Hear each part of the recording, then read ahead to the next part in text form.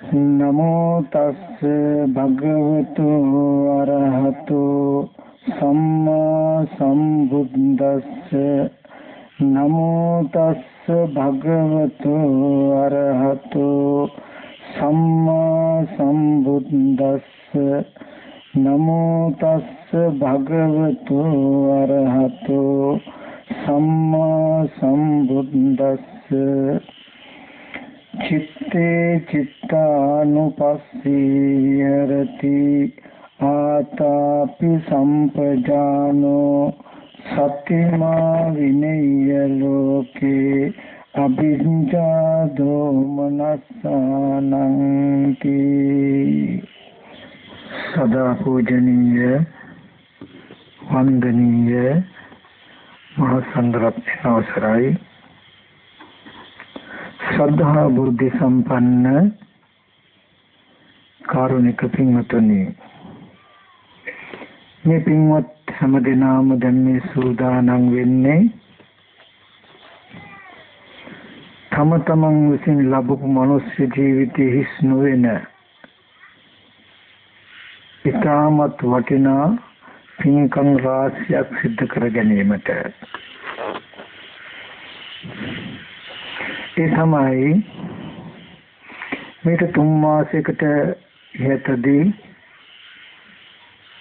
මේ ශ්‍රද්ධා සම්පන්න පින්වතුන් විශේෂයෙන් ඥානරූපසිංහ මහත්මයා, සිංහසිංහ මහත්මයා ඇතුළු ECB ආයතනයේ නිලධාරී මහත්තුරුනුත් අවට ගම්වාසී ප්‍රදේශවාසී සියලු දෙනාමත් බොහෝම ශ්‍රද්ධා සිතින් මේ ස්ථානයට ඇවිල්ලා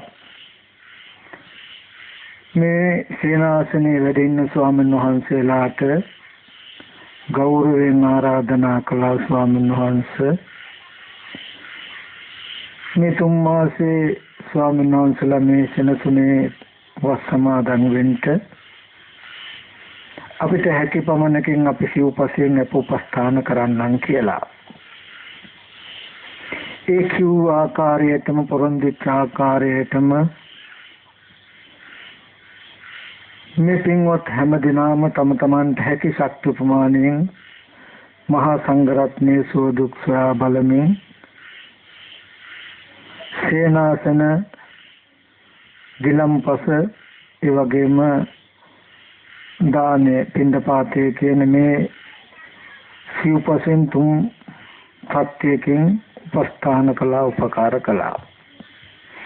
දැන් මේ සෝදානම් වෙන්නේ ඒ පොරොන්දු ආකාරයට හෙට දවසේදී ඒ චීවර වසාවාසික චීවර පූජාවත් පූජා කරමින් ලෝකයේ අවශේෂ සාමාන්‍ය කුසලයකට යටකරන්නට බැරි නොහැකි අතිශයම බලවත් කුසලයන් අතරින් ගරුභවනීය කුසලයක් වූ කටින මහා පින්කමක සිද්ධ කරන්නට.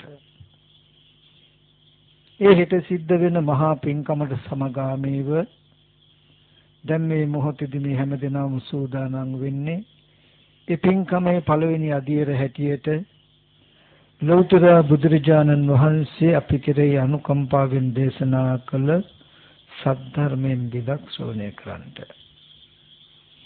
හැමදෙනාටම දෙලොව යහපත පිණිස සංසාරික මුක්තිය පිණිස පවතින උදාරෝත් ආනිසංස ලැබෙන වටිනා කුසලයක් හැමදෙනාම දැන් මේ සිද්ධ කරගන්නට උත්සාහවත් වෙන්නේ. ඒ නිසා හැමදෙනාටම මුලින්ම මතක් කරනවා තමන්ගේ සිත් නොයෙක් අරමුණු වල දුවන්නට නොදී ඊ타ත්ම වමනාවෙන් ඊ타ත්ම ඕනෑකමින් මේ දේශනාව ශ්‍රවණය කරන්නට කියලා. පින්වතුනි, ලෞතර බුදුරජාණන් වහන්සේලා ඕනතරම් මේ ලෝක ධාතුවේ අතීතයේදී පහළ වුණා.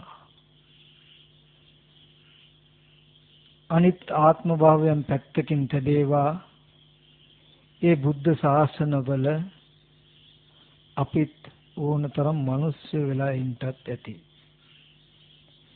ඒත් ඒ එකම ශාසනයක්වත් ආදරෙන් ඇසුරු නොකළ නිසා, ඒ සද්ධර්මය අවබෝධ කරන්ට හිත නොනබුණු නිසා, ඒ ධර්මය අවබෝධ කරගන්නට උත්සාහවත් නොවුණු නිසා, ඔබත් මාත් අපි හැමදෙනාම ඉපදෙමින් මැරෙමින් ඉපදෙමින් යන මේ සසර තාම මේ අත දුවන සැරිසරන ඇත්තු වෙලා,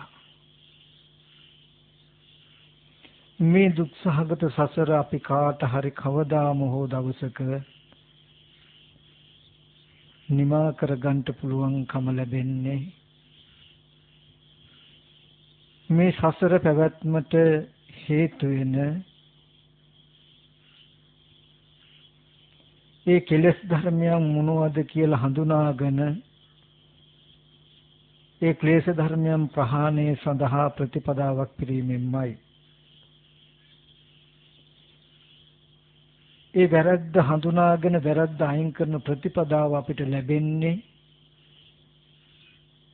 ලෞතර බුදුරජාණන් වහන්සේලා ලෝකේ පහළ වෙලා අනුකම්පාවෙන් දේශනා කරන ඒ සද්ධර්මයේ තුලින්. ඒ නිසායි අපි තාමත් නුවමනාවෙන් සද්ධර්මයේ ශ්‍රවණය කළ යුත්තේ. මේ සද්ධර්මය ශ්‍රවණය නොකළ නිසා ඔබත් මමත් අති දීර්ඝ සංසාරේ මේ අත දිව්ව සැරිසරුවා. නිකම්ම නෙමෙයි, ඒ දුවන සැරිසරන ජීවිතවලදී විඳ දුක් අනන්තය පරිමාණයි. නොපෙනෙන අතීතයේ පැත්තකින් තබන්ට, නූපන්න අනාගත දුකත් පැත්තකින් තබන්ට,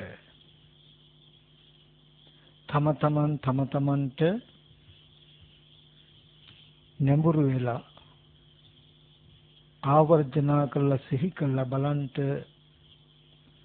උපන්න දවසේ ඉඳන් මේ මොහොත වෙනකන් කායිකව මානසිකව අපි හැම කෙනෙකුම මොනතරම් දුක් දුම්නස් විඳින්නද කියලා. පින්වත්නි, මේ මනුස්ස ලෝකේ කියන්නේ සුගතියක්. මේ මනුස්ස ලෝකේ නැමැති සුගතියක් වෙලත් මේ තරම් චිත්ත පීඩා, කායික පීඩාවන් ඇති වෙනවා නම් දුගතියක පැවැත්ම කෙබඳු වෙන්නද කියලා නුවණින් සිහි කරලා බලන්න.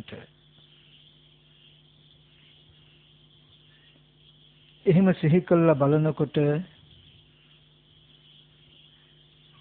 අපේ ජීවිතවල ඇති දුක නුවණක් තියෙන කෙනෙකුට තේරෙනවා මෙන්න මෙච්චරයි කියලා තීරණය කරන්න බෑ කියලා. ඉතින් එබඳු දුක්සහගත මේ සසරෙන් අපි හැම කෙනාටම ඒකාන්තෙම මිදී ගන්න කුසල් සම්පත් ඇති, හේතු සම්පත් ඇති. එහෙම නොවුනේ නම් බුද්ධෝත්පාද කාලයක සද්ධර්මයේ තියෙන වටපිටාවක මනුෂ්‍යාත්මයක් ලබාගෙන ඉන්ද්‍රිය අංග විකල වූ හඟවා කියන අර්ථයක් තේරුම් ගන්න පුළුවන් මෙබඳු වටපිටාවකින් උපදින්නේ නැහැ. මෙබඳු වටපිටාවක් ලබාගත්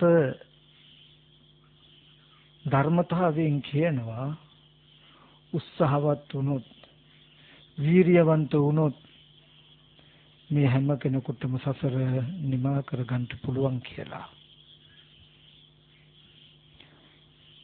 උත්සාහවත් වුණොත්, වීරියවන්ත වුණොත් සසර දුක ගෙවා ගන්න එක අපිට ඒ තරම් අපහසු නෑ කියලා කියන්ට පුළුවන් අතීත කතාවක් මම ඔයගලන්ට පොඩ්ඩක් මතක් කරන්නම්. පින්වතුනි, බුදුරජාණන් වහන්සේ වැඩ ඉන්න කාලේ සවැත් නුවර එක සිටු දෙමල්ලෙක් හිටියා.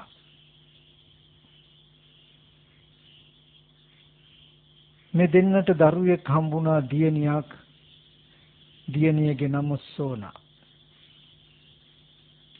ඉතින් බොහොම ආදරෙන් හොරතලයට මේ දියණිය හැදුව ලොකු මහත් වුණා.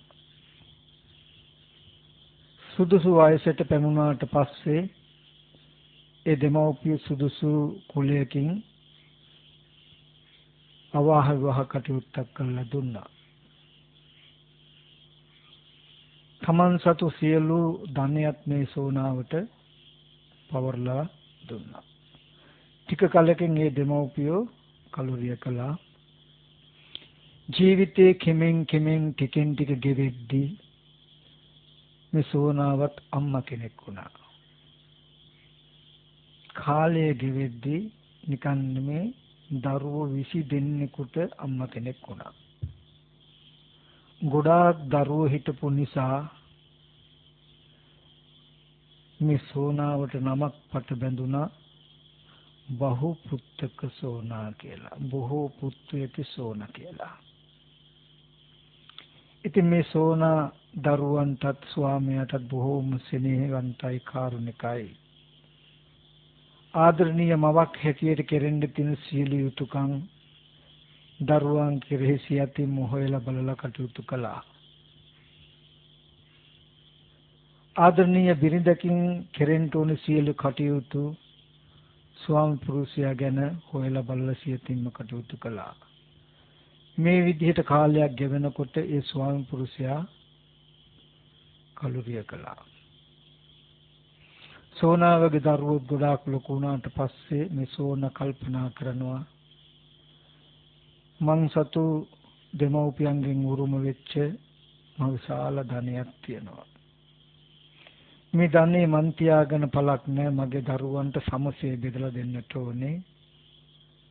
දරුවෝ කියන්නේ කවදාවත් දෙමව්පියන්ට නොසලකා ඉන්න අය නෙමෙයිනේ. මට තියාගන්න අවශ්‍ය නැහැ. මගේ දරුවෝ මං ගැන බලයිනේ කියන අදහසින් කිසිම කෙනෙකුට වෙනසක් නොකොට සමසිත ඇතුව ඒ දරුවෝ 20 දෙනාටම තමන් සතු ධනෙ බෙදලා දුන්නා. බෙදලා දීලා තමන්ගේ වැඩිමහල් පුතා ළඟට ගියා මේ සෝනා ජීවත් වෙන්න. මුල් කාලෙදී ලොකු පුතාගේ බිරිඳ බොහෝම සෙනෙහසින් ආදරෙන් කරුණාවෙන් සැලකුවත් කාලයක් යනකොට ටිකෙන් ටික වෙනස්කම් කරන බව තේරුණා.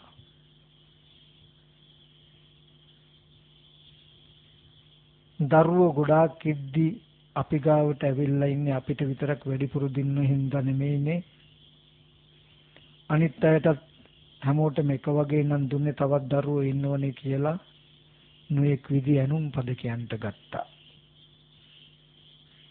ඒකින් හිත කලකිරුණු සෝනා මොකද කරන්නේ? දෙවෙනි පුතා ළඟට ගියා. දෙවෙනි පුතාගේ බිරිඳත් ටික කාලයක් යනකොට වෙනස්කම් කරනවා. මේ විදිහට එක දරුවෝ ළඟට ගියා. දරුවෝ 20 දෙනා ගාවටම ටික දවසක් සලකනවා. ඊට පස්සේ නොඑක් විදිහේ වෙනස්කම් කරන්න පටන් ගත්තා. දරුවෝ 20 දෙනෙක් හැදුවත් දරුවෝ 20 දෙනාගෙන්ම පිහිටක් පිළිසරණකුත් නැති වෙච්ච මේ අහිංසක අම්මා තමන්ගේ ජීවිතය ජීවත් කරවන්න තිබුණු දේත් විශ්වාසවන්ත දරුවන්ට දීලා ඒ අතිනුත් රැකවරණයක් නැති වෙච්ච මේ අහිංසක අම්මා ඇඳුම් කෑලි දෙකකුත් බෑග් එකකට දමාගෙන තින් කබලකුත් අතට අරගෙන පාරට බැස්සා. මහා සිටු පවුලක එකම සිටු දියණිය විලා උපන්න සෝනට ජීවිතේ දෛවය සරදම් කරමින් මහා පාරට බහින්න උනා. අද කාලේ වාහන තිබුණාට ඒ කාලවල වාහන තිබුණා නැහැ. ගොඩක් දෙනෙක් පයින් යන්නේ. පයින් යන අයට විඩා සංසිඳවා ගන්නට අම්බලම් තිබුණා. අනේ මේ සෝනාවගේ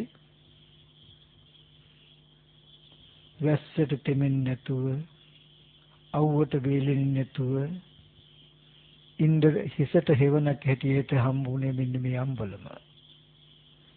ඉතින් මේ අම්බලම පැත්තකට වෙලා ඉන්නකොට දුර ගමන් යන මගින් කෑම කාලා පැත්තකට දාන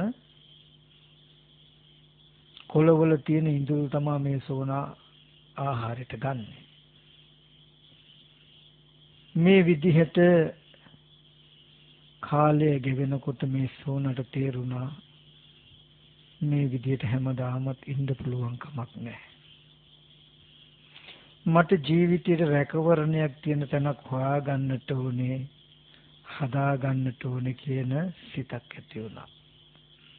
ඇති වෙලා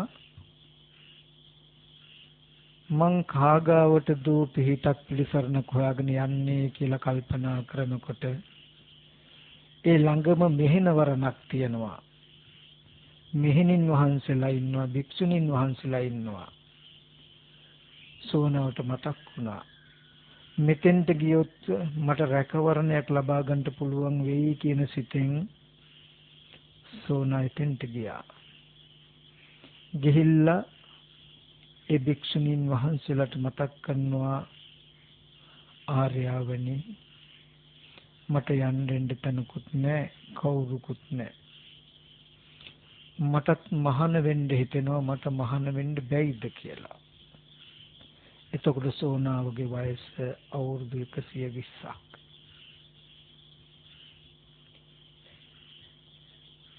ඒ වචනේ මතක් කරනකොට ආශ්‍රව ධර්මයන් ප්‍රහීන නොකළ කෙලෙස් ධර්මයන් ප්‍රහීන නොකළ පෘථග්ජන භික්ෂුණීන් වහන්සේලා සෝනාවට බැනලා යන්න කියනවා. වයසට යනකොට තමයි කාට සිල් මතක් වෙන්නේ. වයසට යනකොට සිල් රකින්න ඕනේ ඉබේම සිල්. පුළුවන් කාලේ භ්‍රමචර්යාවේ හැසිරෙන්නේ නැතුව අන්තිම කාලෙදී ආවහම අපිටත් ගුණ ධර්මයක් පුරා ගන්න වෙන්නේ ලෙඩුන්ට උපස්ථාන කරන්නයි වෙන්නේ. ඒ නිසා මෙහි ඉඳපා කැමති තැනකට යන්න කියලා නොයෙක් විදිහේ දුෂ්පරස් කිව්වා. තරුණ කාලේ පුළුවන් තරම් නටලා දැන් එනවා අපිට කරදර කරන්න කියලා එක එක්කිනා එක හිත රිදෙන හිත පෑරෙන වචන කතා කළා. මුළු ලෝකයක්ම වෙනස්කම් කරනකොට ලෝකයෙන් වෙනස්කම් ලැබෙන සිතකට සැනසීම, දයාව, කරුණාව ලැබෙන්න ඕනි තැන මුලිනුත් හිත රිදීම වෙනකොට ජීවිතයේ කිසියම් දෙයක් කර කියා ගන්න බැරි තත්ත්වයට මෙයමපත් වුණා. හැබැයි මේ සෝනාවගේ අසරණකම දැක්ක එතන හිටපු වැඩිමහල්ම භික්ෂුණිය. එතුමිය මේ සෝනා දිහා බලලා හරි දුක හිතුණා. අනිත් මෙහෙණිවරුන් භික්ෂුණීන් වහන්සේලා අකමැති වුණත් ඒ ලොකු මෑණියෝ මතක් කළා, ලොකු භික්ෂුණී මතක් කළා සෝනාවනි මම ඔබ මහාන කරන්න. අනිත් අයට මතක් කළා මේ නිසා ඔබලට අපහසුතාවයකට මම පත් වෙන්න දෙන්නේ නැහැ. ඒ මුණුත් මම මේට උපස්ථාන කරන්න. මේ විදිහට සෝනාවට පිනක් තිබුණා අර කාරුණික මෑණියන්ගේ කරුණාව දිනා ගන්න. ඒ යටතේ මේ සෝනාව පැවිදි වුණා. දැන් සෝනා භික්ෂුණී ගොඩාක් වයෝවෘද්ධයි. හැබැයි එහෙම වුණාට මේ සෝනාවට හැමදාම ලැබුණේ වෙනස්කම්. සමහර දවස්වලට මේ ශාසනයේ කොහොමත් ප්‍රතිපදාවක් තියෙනවා. වයසින් වැඩිමල් වුණාට පූජනීය තැන ලැබෙන්නේ බ්‍රහ්මචර්යාවෙන් වැඩිමල් තැනටයි. දානෙට ගියත් වැඩිහිටි භික්ෂුණීන් වහන්සේලා දන් පැන් වළඳලා අන්තිමට ඉවරනකොට සමහර විටක සෝනාවට දාන්නේ නැහැ. ඒත් කිසිම කෙනෙකුට කවදාවත් කියන්නේ මට දාන්නේ නැති වුණා කියලා. ඔක්කොමල වළඳලා අවසන් වුණාම ඒ හැම තැනක්ම සුද්ධ පවිත්‍ර කරන්ට හම්බ වෙන්නේ පඩික්කම් හොදන්න සුද්ධ කරන්න හම්බ වෙන්නේ සෝනාවට. ඒත් කවදාවත් මෙයා බෑ කියන්නේ. එහෙම වැඩ කෙරුවත් මේ සෝනාවට දෙකින් දිගටම ලැබුණ වෙනස්කම්.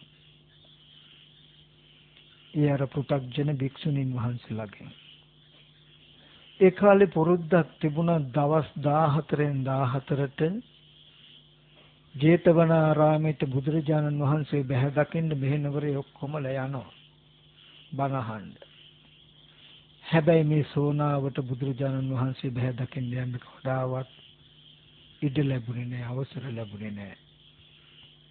ඒ වෙනුවට ඇයට හැමදාම පැවරෙනවා වැඩිහිටි භික්ෂුණීන් වහන්සේලා ගියාම මෙහෙණවර සුද්ධ පවිත්‍ර කළා අතු ගාලා ඒ අයට උණු පැන් සිසිල් පැන් හදලා තියන්ට. එක්තරා දවසකුත් හැබැයි මෙහෙම වෙද්දි මේ සෝනා කල්පනා කරනවා ජීවිතයේ මේ තරම් දුක් දුම්නස් විඳින්න වෙන්නේ මේ සසරේ ඉන්න නිසානේ.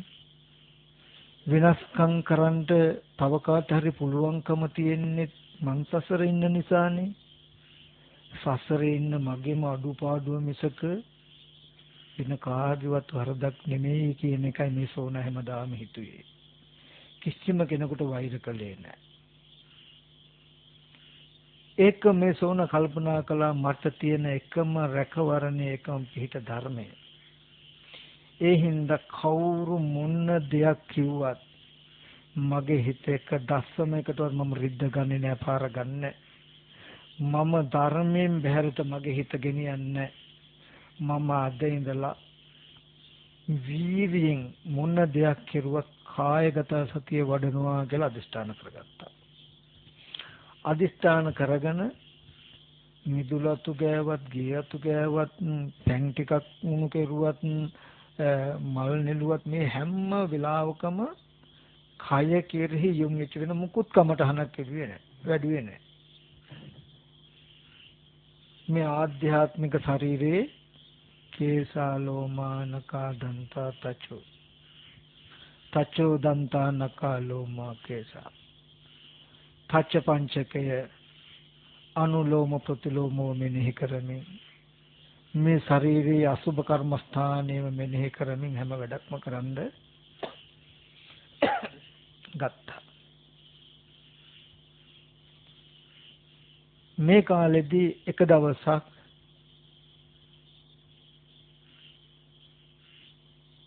ඔක්කොමලා බුදුරජාණන් වහන්සේ බැහැ දකින්න ජේතවනාරාමයට යද්දී එදත් පුරුදු විදිහටම සෝනාවට කතා කරලා කියනවා අපි එනකොට හවස් වෙනවා. හවසට පැන් පහසු වෙන්න බෑ, ඇල් වතුර සීතලයි. ඒ නිසා අපිට පැන් පහසු වෙන්න උණු වතුර උණු කරලා තියන්න කියලා සෝනාවට අන කරලා වැඩ කීපයකුත් පවර්ලා ඔක්කොමලා ගියා මෙහෙණවරට ජේතවනාරාමයට බණ අහන්න. වෙනද විදිහටම සෝනාව හිතේ අහිතවත් සිතුවිලි මාත්‍රයක්වත් උපදවන්නේ නැතුව කය කෙරෙහි යොමු වෙච්ච සිහියෙන්ම නැගිටලා වතුර ලිපේ තියන්න කුස්සියට ගියා. වතුර කේතලේ වතුර මුට්ටිය කල්දේරම ලිප උඩින් තියලා ලිපට ගින්දර දාන්න හැදුවා විතරයි. බොහෝ දවසක් පරිභාවිත චිත්තය නිසා වඩන ලද සිත නිසා එකපාරට සෝනාවගේ හිතේ නීවරණ ධර්ම දුර වෙලා හිත සමාධි වුණා. සමාධි වෙනකොටම මේ සෝනාවගේ හිත සමාධි වෙච්ච බව දැක්කා ජේතවනාරාමේ ඉඳලා බුදුරජාණන් වහන්සේ. බුදුරජාණන් වහන්සේ මනෝමය කයින් පෙනී හිටලා සෝනාවට ගාථාවක් දේශනා කළ ඒකේ අර්ථය ප්‍රකාශ කරනවා. යෝචේ වසසතං ජීවී අපස්සං ධම්මමුත්තමං ඒකාහං ජීවිතං සෙය්‍යෝ පස්සතෝ ධම්මමුත්තමං කියලා. යම් කෙනෙක් මේ සත්‍ය අවබෝධ කර නොගෙන අවුරුදු 100ක් ජීවත් වුණත් ඒ ජීවිතේ හිස් ජීවිතයක්. යම් කෙනෙක් මේ ධර්මය අවබෝධ කරගෙන එක දවසක් ජීවත් වුණත් ඒ ජීවිතයේ ශ්‍රේෂ්ඨයි කියන අර්ථය කුළු ගන්නවලා කැටි කළා දුක්ඛ සමුදය මාර්ග නිරෝධ කියන චතුරාර්ය සත්‍ය හරහා පටිච්චසමුප්පාද දේශනා කරනකොට මේ සෝනාව සිව් පිළිසින් ව්‍යාපත්ව රහත් වෙනවා. රහත් වෙලා ඇවිල්ලා කල්පනා කරනවා මම මේ බඳු ගුණ විශේෂණයකට පත් වුණා කියලා දන්නේ නැතුව මේ ආර්යයන් අපහු මහා අකුසල් සිද්ධ කරගන්න පුළුවන්. නමුත් මම මේ බඳු ගුණ විශේෂණයක් ලැබුව බව ප්‍රකාශ කරන්න කැමතිත් නැහැ. ඒත් අනිත් අයට අනුකම්පාවෙන්ම මේක මම හඟවන්නට උනේ කියන අදහස් ඇතුව සෝනාව පැත්තකට වෙලා හිටියා. ජේතවනාරාමයට ගිහිල්ලා බුදුරජාණන් වහන්සේගෙන් බණ අහලා භික්ෂුණීන් වහන්සේලා ඇවිල්ලා ඈත තියාම සෝනාවනි අපිට උණු වතුර උණු කෙරුවද කියලා කතා කරගෙන ඇවිල්ලා කුස්සියට ගිහිල්ලා බලනකොට ඉන්න භික්ෂුන් වහන්සේට තරහක් ගියා. උණු වතුර තියා ලිපවත් පත්තු කරගන්න බැරි වෙලා නෙමේ කියලා සැර පරුස වචනයෙන් බයිනකොට සෝනාව කියනවා ආර්යාවනි ගින්දර පළක් නැහැ. ඔබතුමියලට අවශ්‍ය උණු වතුරනේ. ලිපේ ගින්දර අවශ්‍ය නැහැ. ඕනේ උණු වතුරනේ. උණු වතුර අරගෙන පෙම්පහස් වෙන්න. ලිපේ ගින්දර බිඳුවක්වත් නැහැ. හැබැයි වතුර හැලිය හොඳටම පැහැෙනවා. උණු වතුර අරගෙන පෙම්පහස් වෙනවා මුණු වෙහෙරවරම උණු වතුර හින්දෙන්නේ නැහැ.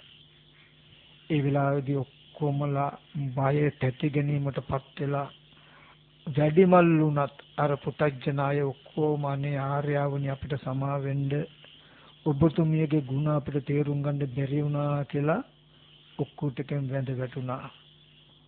වැඩිහිටි අයත් අඩුපාඩු වුණා නම් කමා වෙන්න කියලා සමාව ගත්තා.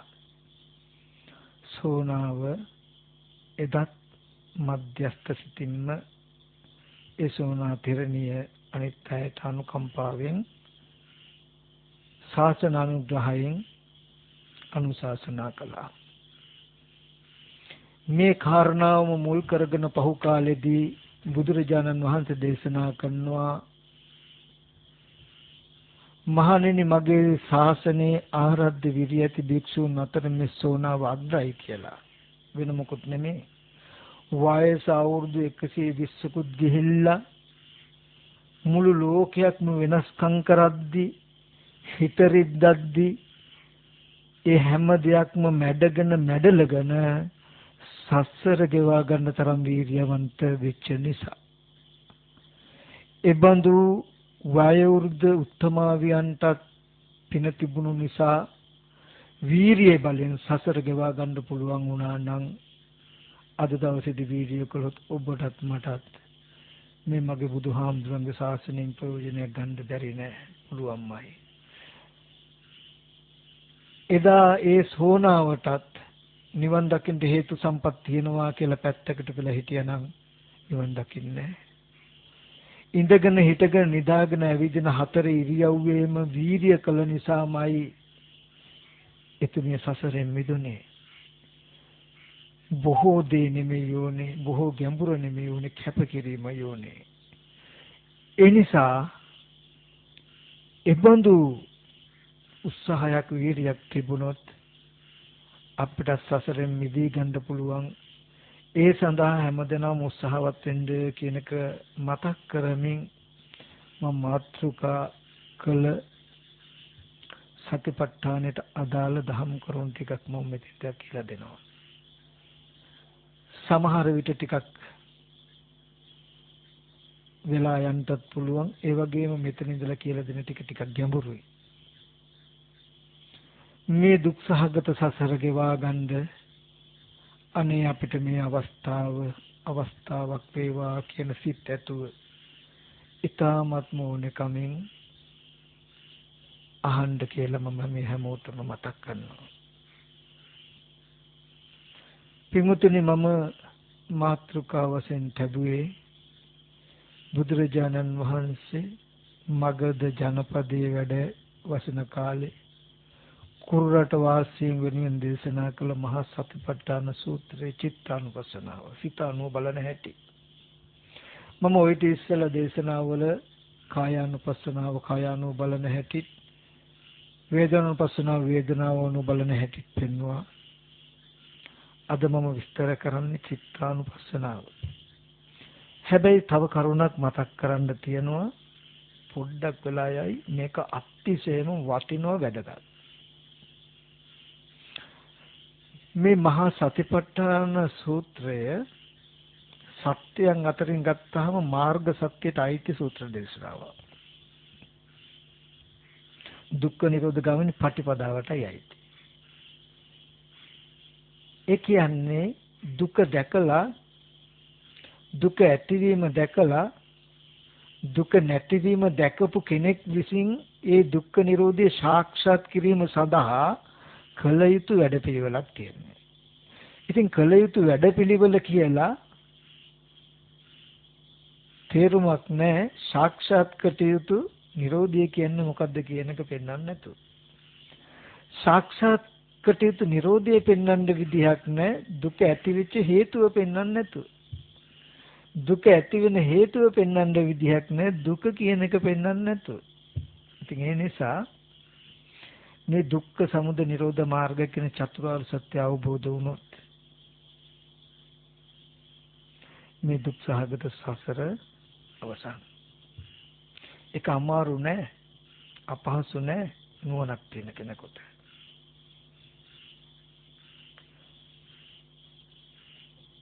මේ සතර සතිපට්ඨානේ වඩන්ට ඕනේ දුක්ඛ සමුදය නිරෝධ මාර්ග කියන චතුරාර්ය සත්‍ය සත්‍ය ඥානය ඇති කෙනා. එතකොට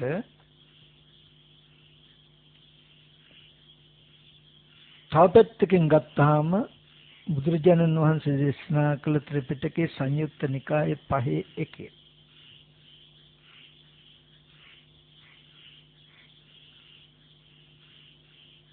බාහ්‍ය සූත්‍රයේ, භික්ඛු සූත්‍රයේ වගේ සූත්‍රවල පෙන්වන සතිපට්ඨාන භාවනාව කරන්න සුදුසු කෙනා කවුද කියලා. දිට්ඨිය ඍජු කරගෙන සීලේක පිහිටලා, ඍජු දිට්ඨියක් ඇතුව සීලේක පිහිටි කෙනා සුදුසුයි සතිපට්ඨාන භාවනාව කරන්න. ඍජු දිට්ඨියක් ඇති.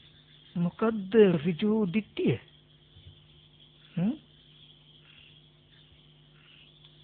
ඍජු දිට්ඨිය කියලා කියන්නේ දර්ශන සම්පත්තියෙන් යුක්ත කෙනාට සක්කාය දිට්ඨි, විචිකිච්ඡා, සීලබ්බත පරාමාස කියන මෙන්න මේ කෙලෙස් ටික දුරු වෙන්නේ දර්ශනයකින්.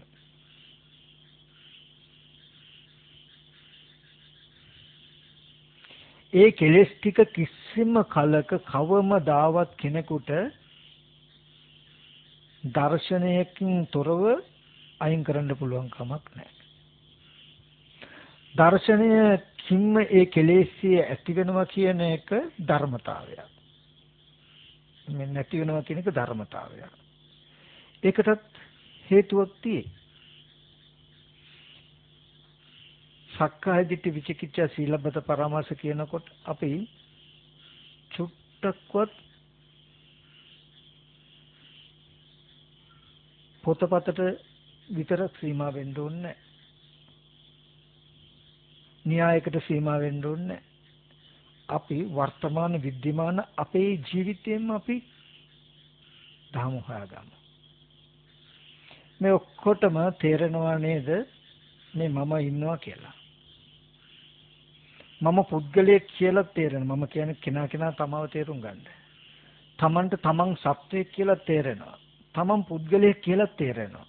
තමන් තව කෙනෙක් සත්වයෙක් පුද්ගලයෙක් බව තේරෙනවා. තව සත්වයේ පුද්ගලයෝ ඉන්නවා කියලා තේරෙනවා.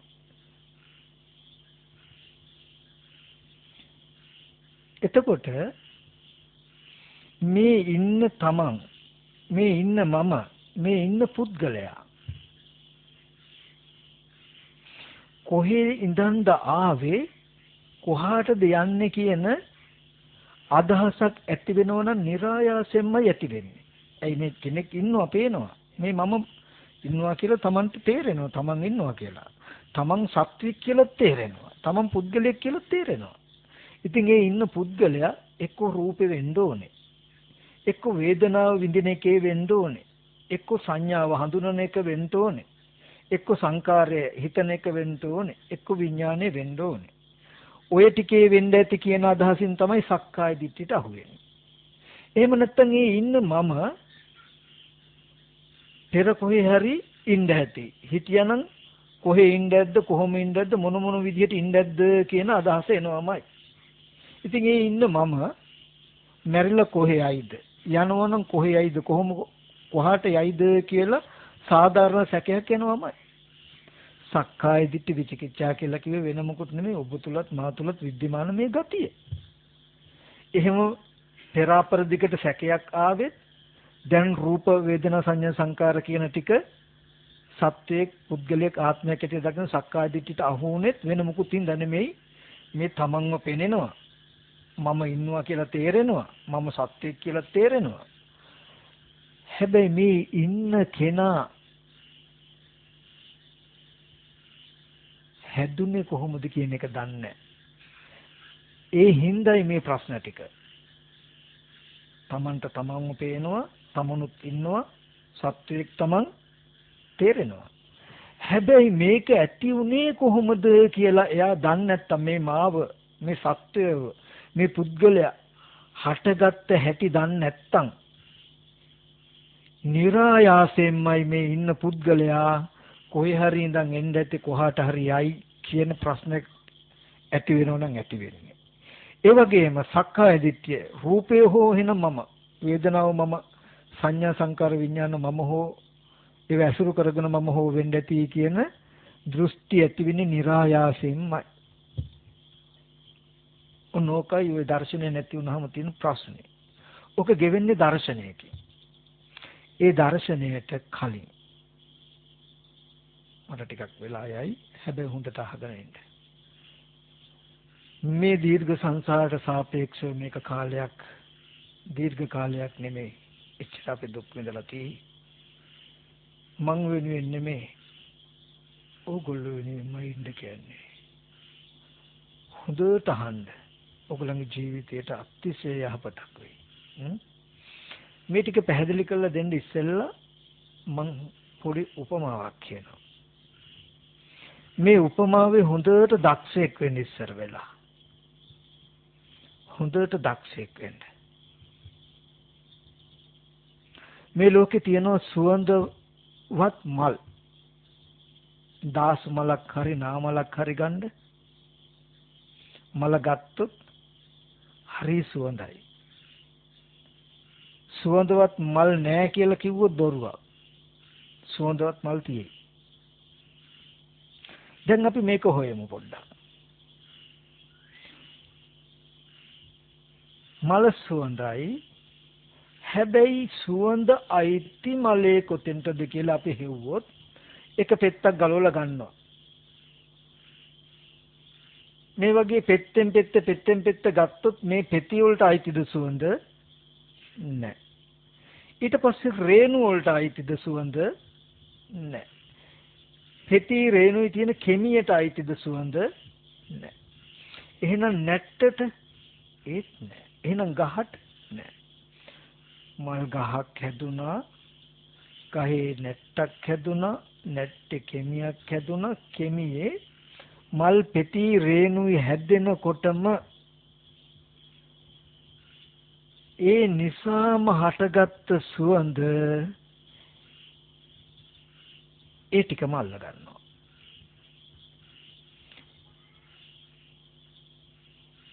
කෙමියයි පෙති රේණුයි ටික පිරෙනකොට හැදෙනකොටම මලෙන් සුවඳ හමනවා. හමන සුවඳ ඒ සුවඳ ඇති කරපු මල් පෙති රේණු කෙමිය කියන ටිකම අල්ලගත්තේ නැත්නම් සුවඳ ඇති මලක් හම්බ වෙන්නේ නැහැ. අපිට සුවඳවත්ම මලක්ම හම්බ වෙනවා. හැබැයි සුවඳ ඇති මලට සුවඳ කොහෙන්ද ගෙනාවේ? ඒ මලෙන්මයි. ඒ මලෙන්ම හටගත්ත සුවඳ ඒ මලම අල්ලගෙන පවතිනවා. හැබැයි මලේ එක රේණුවක්වත් පෙත්තක්වත් කෙමියවත් නැට්ටවත් නෙවෙයි. හරි අමුතු අద్భుත ආශ්චර්යම සිද්ධිය. එහෙම තියෙයි. මල නිසා හටගත්ත සුවඳ ඒ මලම අල්ලගත්තාම සුවඳ කොහෙන්ද හටගත්තේ කොහෙද පිහිටියේ කියලා අහුවොත් කියන්න වෙයි අපිට. රේණු පෙති කෙමිය නැට්ට ගහ ওই ටික නිසා. ගහක් කොහෙන්ද කියලා අහුවොත් අපිට යන්න වෙනවා එහා පැත්තට. ඒට ඉස්සෙල්ලා ගහක ඇටයකින් යන්න වෙනවා එහා පැත්තට. ඒට ඉස්සෙල්ලා ගහක ඇටයකින් තමයි මේ ගහ හැදුනේ. ඒ ගහේ හැදුන අත්තක්, අත්තේ හැදුන නැට්ටක්, නැට්ටේ හැදුන මල් කෙමිය. ඒකේ තමයි මේ පෙති රේණු ටික තියෙන්නේ. පිරෙනකොටම සුවඳ එනවා කියන එකට මුකුත් කරන්න ඕනේ නැහැ. කවුරුත් ගේන්න ඕනේ ධර්මතාවය. හොඳට බලන්න මේ මලට සුවඳ එහා පැත්තේ මලෙන් ආවද කියලා?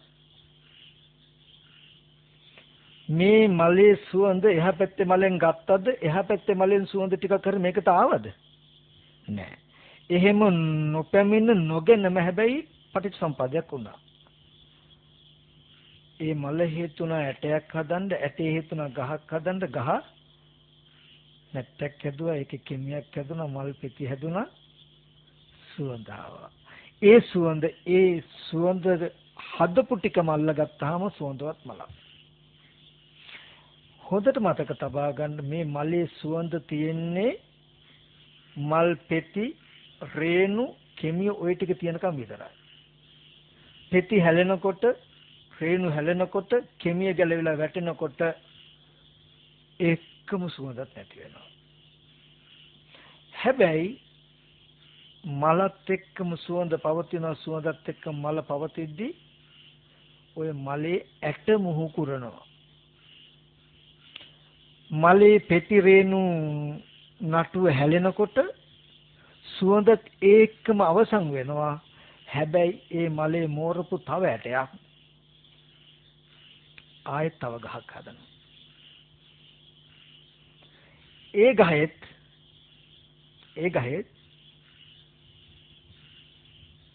අත්තක් හැදෙයි, නැට්ටක් හැදෙයි, කෙමිය හැදෙයි. පෙති රේණුනකොට එකක් අර විදිහම සුවඳවත් වෙයි. දැන් මේ මලේ සුවඳ දශමයක්වත් එහා මලට ගියාද? හැමදාම අතීතයේදීත් සුවඳවත් මල් ලෝකෙ තිබුණා. දැනුත් සුවඳවත් මල් තියෙනවා. අනාගතයටත් මේ ලෝකේ ගොඩාක් සුවඳති මල් පිපෙයි. කිසිම දවසක අතීත මලක සුවඳ වර්තමාන මලට ගෙනාවේ නැහැ. වර්තමාන මලේ සුවඳ අනාගත මලට යන්නේ.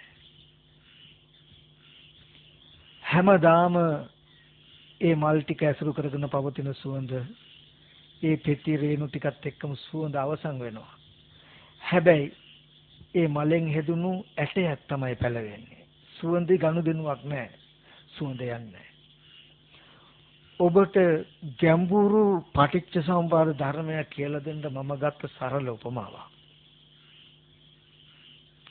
මලක තියෙන සුවඳට මම අද දවසේ උපමා කරන්න ඔබේ ජීවිතය.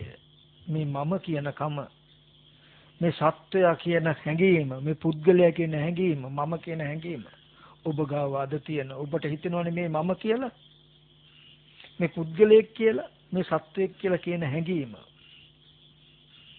ඔය හැඟීම කොහෙද උපන්නේ? චක්කුන් ලෝකේ පිය රූපං සාත රූපං එත්තේසා තණ්හා උපජ්ජමාන උපජ්ජිතෙත් නිවිසමන නිවිසති.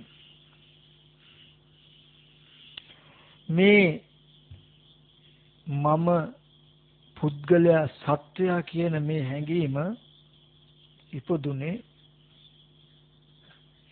පුරාණ කර්මයට හටගත්ත විඥාන නාම රූප සලආයතන පස්ස වේදනා කියන ධර්මතා පහ නිසාම හටගෙන ඒ ධර්මතා පහම ඇසුරු කරන තණ්හාවටයි.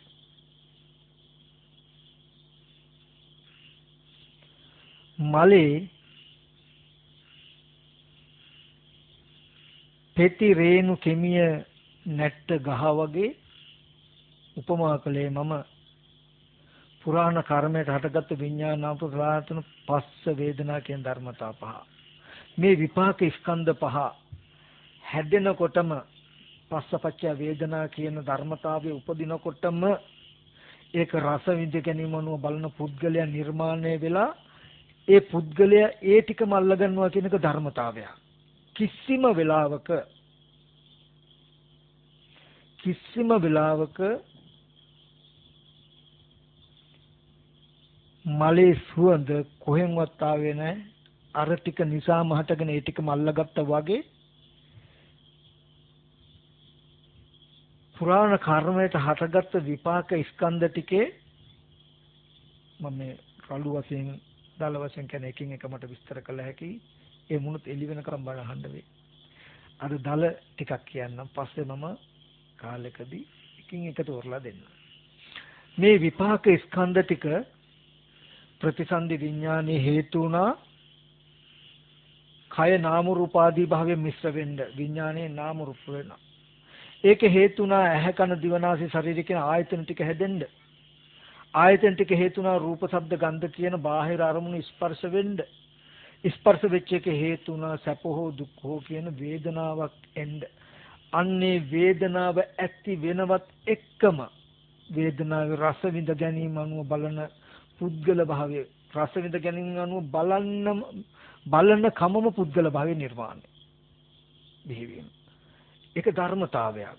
අර ටික සම්පූර්ණ වෙනකොට සුවඳ කවුරුවත් ගෙනාවෙවත් දෙයියෙක් නෙවෙවත් නැතු උපදිනවා කියන එක ධර්මතාවයක් වගේ රස විඳ ගැනීම අනුව බලන තණ්හාව පුද්ගල භාවය තියෙන තණ්හාවේ ඒ ටික නිසාම ඇති වෙලා ඒ ටිකම අල්ල ගන්නවා. දැන් මේ ස්කන්ධ ටික නිසාම හටගත්ත පුද්ගල භව ස්කන්ධ ටිකම අල්ල ගත්තාම රූපේද මම කියලා බැලුවොත් නෑ. අර සුවඳ මල් පෙත්තද කෙමියද රේණුද කියලා එකින් එක බැලුවොත් එකකවත් නෑ සුවඳ. හැබැයි ඒ ටික නිසාම හටගෙන ඒ ටිකම අල්ල ගත්තා වගේ මම කියනකම සත්‍යය කියනකම රූපේද වේදනාවද සංඥාවද සංකාරද විඥානද නෑ එකක්වත්. හැබැයි ඒ ටික නිසාම හටගත්ත පුද්ගල භාවය ඒ ටිකම අල්ල ගත්තාම හැමදාම ආත්ම භාවයක් තියෙයි. හැමදාම සුවඳවත් මලක් තියනවා වගේ හැමදාම පුද්ගලයෙක් ඉඳි. මේ පුද්ගලයා සත්‍යයට හේතුව මොකද්ද? වේදනාවේ රස විඳ ගැනීම අනුව බලන තණ්හාව. වේදනාවට හේතුව ස්පර්ශය. ස්පර්ශයට හේතුව ආයතන. ආයතන හේතුව නාම රූප. නාම රූප විඥාන. විඥානයට හේතුව අනිත් පැත්තේ ගහට යන්න වෙනවා. මේ ගහට හේතුව මොකද? අනිත් පැත්තේ ගහේ යටේකින් වගේ පෙර ජීවිතයේ කර්මයකින්. පෙර ජීවිතයේ කර්මය නිසායි ප්‍රතිසන්දිසිත, ඒ නිසායි නාම රූප, ඒ නිසායි ආයතන, ඒ නිසායි ස්පර්ශය, ඒ නිසායි වේදනාව ඇති වෙනකොටම තණ්හාව ඉපදිලා පුද්ගල භාවය ඇති වෙනවා. දැන් මේ ස්කන්ධ ටික තියෙන තාක් පුද්ගලයා ඉන්නවා. මල් පෙති රේණු කෙමිය ඇතිතාක් සුවඳ තියෙනවා වගේ යම් කලක පෙති රේණු කෙමිය හැලෙන දවසටයි සුවඳ ඉවර වෙන්නේ. ඒ වගේ මේ රූප වේදනා සංඥා සංකාර විඥාන කියන ස්කන්ධ ටික පවතින තාක් මම ඉන්නවා, මේ පුද්ගලයා ඉන්නවා, සත්වයා ඉන්නවා. මේ ටික නැති වෙන දවසට පුද්ගලයක් නැහැ. හැබැයි මෙහෙම වෙද්දී සුවඳ පෙතිතේන ටික නිසා උපන්න සුවඳ ඒකම ඇසුරු කරගෙන පවතිද්දී මල මුහු කුරලා ඇට මෝරනවා වගේ මේ ස්කන්ධ ටික නිසාම හටගත්ත මම ස්කන්ධ ටිකම ඇසුරු වෙනකොට ජීවත් වෙනකොට කර්ම රැස් වෙනවා. පුද්ගලයා පුඤ්ඤාභි සංකාර අපුඤ්ඤාභි සංකාර ආනිජ්ජාභි සංකාර රැස් කර ගන්නවා. ස්කන්ධ ටික ඉවර වෙනකොට පෙති හැලෙනකොට සුවඳත් ඉවරයි වගේ ස්කන්ධ ටික ඉවර වෙනකොට මේ මමත් ඉවරයි, මේ සත්‍යත් ඉවරයි, පුද්ගල භාවයත් ඉවරයි. හැබැයි මෙතන කරපු මේ කර්මයේ හේතු වෙන නැවතත් ප්‍රතිසන්දි විඥානයක් ඇති වෙන්නේ. ආයත් නාම රූප වෙලා ආයතන ඇතුළේ ස්පර්ශ වෙලා වේදනාව ඇති වෙනකොටම ආයත් තණ්හාව ඇති වෙලා පුද්ගල භාවය ඇති වෙලා ආයත් පුද්ගල භාවය ඇති වෙනවා. අර සුවඳ වගේ අතීතයේ හිටපු කිසිම කෙනෙක් මෙතෙන්ට ආවෙවත් මෙතෙන්ට අතීතෙන් කෙනෙක් ආවෙවත් අතීතෙන් කෙනෙක් මෙහාට ආවෙවත් එහෙන් මෙහාට මොනවත් ගත්තේවත් නැතුව මේ මම කියන පුද්ගලයා අද මම කියන මේ හැඟීම මේ පුද්ගලයා මෙතනින් එහාට යන්නෙත් නැතුව මෙහි යමක් එතනින් ගන්නෙත් නැතුව ලෝකේ පටිච්ච සමුප්පාදයක් සිද්ධ වෙනවා. හැමදාම සුවඳවත් මල් තිබුණා වගේ අතීතයේදීත් මම හිටියා. එදත් ජරා මරණ ශෝක පරිදේ දුක් දුම්නස් අනන්ත පරිමාණ දුක් විඳා. අදත් මම ඉන්නවා. අදත් මම ඉපදීමේ ලෙඩවීමේ මහලු වීමේ දුක් අප්‍රියං හා එක්වීමේ ප්‍රියංගෙන් වෙනුවේ හිතන බලාපොරොත්තු වෙන දේ නොලැබීමේ දුක් විඳිනවා. අද අනාගතයටත් මේ විදිහටම ජරා මරණ ශෝක පරිදේ දුක් දුම්නස් වලින් හිස් නැහැ. හැබැයි කිසිම කලක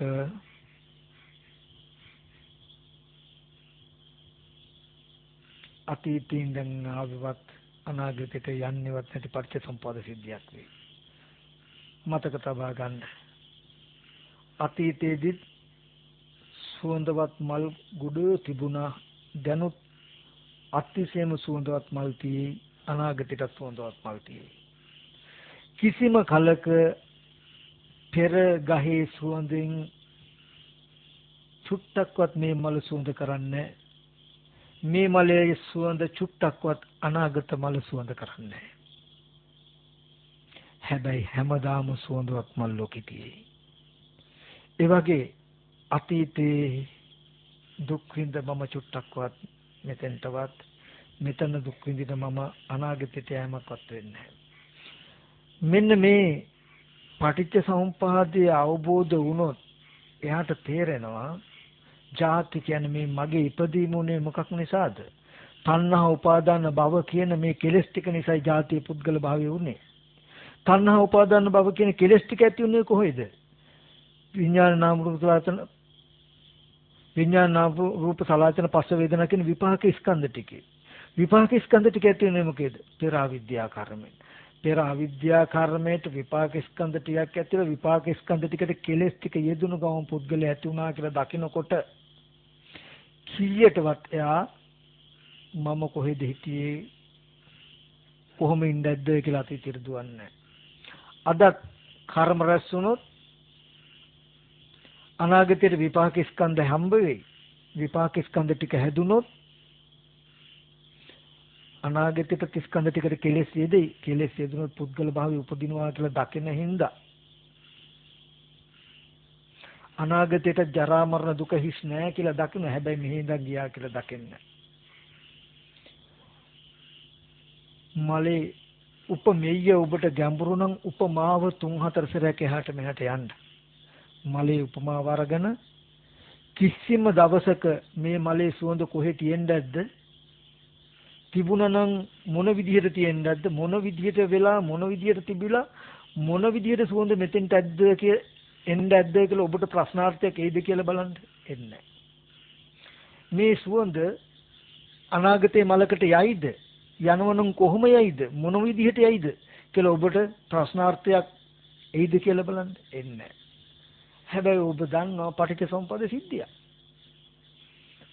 සුවඳත් මලුත් තියෙයි.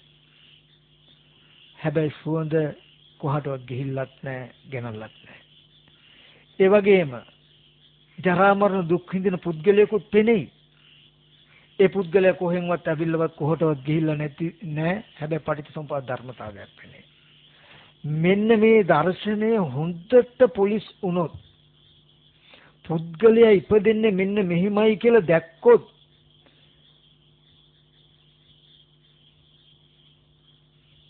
සක්කාය දිට්ඨිය හිටින්නේ නැහැ. රූපේද සත්‍ය, වේදනාව, සංඥා, සංකාර, විඥානයේ සත්‍ය කියලා ස්කන්ධ ටිකේ දිට්ඨි වශයෙන් ඇසුරු කරනවා කියන එක වෙන්නේ නැහැ. ඒ ටික නිසාම හටගත්ත කෙලෙස් ඒක ඇසුරු කරන නිසායි වෙන්නේ කියන නුවණ තියෙයි. පටිච්චසමුප්පාදේ නුවණින්ද පුබ්බන්තේ කංකති අපරන්තේ කංකති හිටින්නේ. මම අතීතයේ හිටියනම් කොහේ ඉඳද්ද කොහොම ඉඳද්ද මොන විදිහට ඉඳද්ද කියලා අපරන්තේටවත් මම මැරිලා යයිද යනවනම් කොහාට යයිද කියලා පුබ්බන්තේට අපරන්තේට දුවන්නේ. මෙන්න මේ දර්ශනයට කියනවා දිට්ඨි සම්පන්නයි කියලා. උන්වයි දර්ශනයට විතරමයි මේ ಜಾතිය ඇති වෙන පුද්ගලයා ඇති වෙන ඉන්නවා පුද්ගලේ සත්‍යයේ පෙනෙනවා. එයා ඇති වෙච්ච හැටි දැක්ක දකින පටිච්චසමුපාදේ හරය දැක්ක දකින කෙනෙකුට විතරමයි සක්කාය දිට්ඨිය සහ විචිකිච්ඡාව නැති වෙන්නේ. රූපේ කැඩුවා කියලා වේදනා සංඥා සංකාර විඥාන ටික පහුරු ගෑවා කියලා සක්කාය දිට්ඨි විචිකිච්ඡා සීලබ්බත පරාමාස කියන ටික නැති වෙන්නේ. මොකද ඒව ඇතුලේ තිබුණේව නෙමෙයි නිසා. මල් පෙත්තක් කඩලා කුඩු කළා බැලුවා කියලා සුවඳ අහුවෙන්නේ නැහැ. මොකද ඒක නොතිබුණු නිසා. සුවඳ කියන එක ඇති උනේ කොහොමද කියන එක දකින්න නම් පෙර ඇටයකින් හැදුන ගහ නිසා අත්තක් හැදුනා, අත්තේ කෙමිය හැදුනා, කෙමියෙන්ද මල් හැදුනා, මල්ෙන්ද රේණු හැදුනා. එතකොටම ඇති වෙච්ච සුවඳ මෙහෙම අල්ලගෙන නේද කියලා මේ සිද්ධියම හිතන්න වෙනවා. එකකින් විතරක් බලන්න බෑ. පෙත්තක් හරි රේණුවක් හරි කඩලා කුඩු කරලා ඉවරලා සුවඳ කොයිද තියන්නේ කියලා එව්වට හොයන්න බෑ වගේ. ස්කන්ධයක් පහුරු ගෑවා කියලා සක්කාය දිට්ඨිය කියන එක අයින් කරන්න බෑ. සක්කාය දිට්ඨිය කියන්නේ පුද්ගලයේ අරඹය එන දර්ශන දැක්ම පුද්ගලයා කියන එක ඇති උනේ මෙහෙමයි කියන සිද්ධියට ඒක නැති වෙනවා. මෙන්න මේ දර්ශනය ඇති කරගත්තට පස්සේ මේක පිරිසිඳ දකින්න තැනට දැන් මේ අපි අනුවාට අහලා දැනගත්තා. නමුත් පේන්නේ. හැබැයි මොකද්ද එකක් ආමුදුරෝ මතක් කරුවා කියන වගේ තැනකින් අනුමාන ඥානයක් තියෙයි. දැන් මේ බඳු කෙනා සතිපට්ඨාන චිත්තානුපස්සනාව වඩන්න.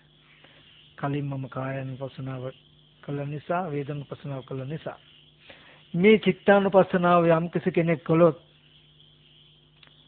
බොහෝම ඉක්මනට නීවරණ ධර්ම දුරු වෙනවා. ඒ නීවරණ ධර්ම දුරු වෙච්ච කෙනාට සක්කාය දිට්ඨි විචිකිච්ඡා සීලබ්බත පරාමාස කියන මේ තුන් සංයෝජනේ ගෙවෙන පටිච්ච සමුප්පාද දර්ශනය දකින්නවා කියන එක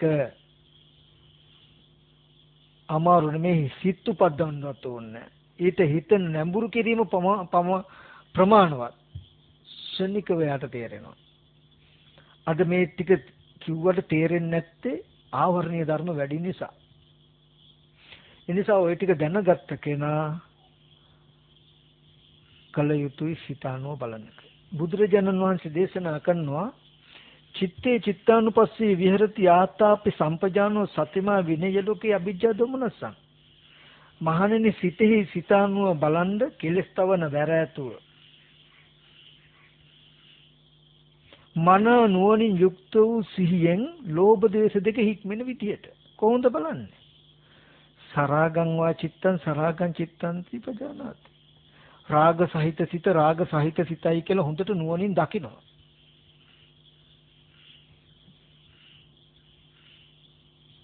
විතරාගං වා චිත්තං විතරාගං චිත්තං මේ විතරාග සිතයි කියලා දකිනවා. මේ ද්වේෂ සහගත සිතයි මේ විත දෝෂ සිතයි මේ මෝහ සිතයි මේ මෝහය දුරු වෙච්ච සිතයි කියලා හඳුනා ගන්නවා.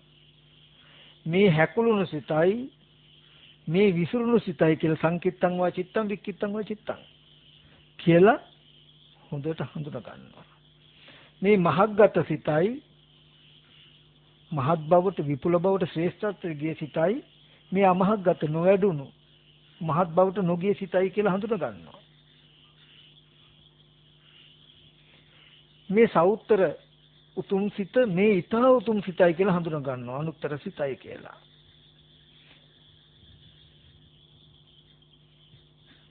මේ අසමාහිත එකඟ නොවුණු සිතයි මේ එකඟ වෙච්ච සිතයි කියලා හඳුනා ගන්නවා. මේ කෙලෙසුන්ගේ මිදුණු සිතයි මේ කෙලෙසුන්ගේ නොමිදුණු සිතයි කියලා හඳුනා ගන්නවා කියලා මාතෘකාව තියෙනවා සිත් 16ක් ගැන. අපි මෙච්චර කාලයක් හිතාගෙන හිටියේ චිත්තානුපස්සනාවට සිත් 16ක් තියෙනවා කියලා. සිත් 16ක් අනුව බලන්න ඕනේ කියලා. නමුත් ඒකෙදී නෝනෙන් බැලිය යුතු පරයයක් තියෙයි. මේ චිත්තානුපස්සනාවේ බලන ආකාරයත් ඒක බලන්නේ කුමන අර්ථයක් සඳහාද කියන එකක් තියෙනවා. ඒ ටික අතිශයම වටිනවා. හැබැයි ඒ ටික පෙන්වන්න මට මේ ටික කියලා ඉන්න වෙනවා. ඇත්තටම මේ චිත්තානුපස්සනාවේ සිත් 16න් ප්‍රධාන වශයෙන් විද්‍යමාන සිත් 8යි. ඉතුරු 8 අර ඉහත කී සිත් 8 ගුණාගුණ ගති. උදාහරණයක් හැටියට ගත්තොත් අපි මේ සිත් ටිකෙන් රාග සහිත සිත, ද්වේෂ සහිත සිත, මෝහ සහිත සිත, හැකුළුණු සිත, විසිරුණු සිත කියන සිත් පහක් තියෙයි. අනිත් පැත්තට එතනම තියෙනවා විත රාග සිත, විත දෝෂ සිත, විත මෝහ සිත කියලා නික්ලේශී සිත් 3ක්. 8යි. කෙලෙස් සහගතයි නික්ලේශී මේ සිත් 8 දෙකට බෙදුවාම තව පැත්තකින් ගත්තාම රාග දේශ මොහ කියන තැන හැකුළුණු විසිරුණු කියන තැන නීවරණ ධර්මතා පහ තියෙන්නේ. මේ සිත් පහේ මෙතන තියෙන්නේ නීවරණයෙන් මිදුණු සිත් 3. මේ සිත් 8 ඔය සිත් 8 තමයි ගුණ ගති ටිකක් තියෙනවා. මොකද්ද ගුණ ගති 8ක් තියෙනවා. මහග්ගත අමහග්ගත සවුත්තර අනුත්තර සමාහිත අසමාහිත විමුක්ත අවිමුක්ත. බලන්න එහෙම සිත් තියෙනවද කියලා. මහග්ගත අමහග්ගත එකමට ගන්න. මහග්ගත කියලා කියන්නේ මහත් බවට විපුල බවට ශ්‍රේෂ්ඨත්වයට ගිය සිත්. මහත් ගත සිත් හැටියට අපිට හම්බ වෙන්නේ මොකද්ද? විතරාගී, විත දෝෂී, විත මෝහී කියපු සිත් 3යි. අමහග්ගත ශ්‍රේෂ්ඨත්වයට නොගිය, මහත්වයට නොගිය, විපුලත්වයට නොගිය සිත් හැටියට හම්බ වෙන්නේ රාග සහිත සිත, ද්වේෂ සහිත සිත, මෝහ සහිත සිත, හැකුළුණු සිත, විසිරුණු සිත. මහග්ගතම සවුත්තරං සිත්තං අනුත්තරං සිත්තං. සවුත්තර සිත් හැටියට හම්බ වෙන්නේ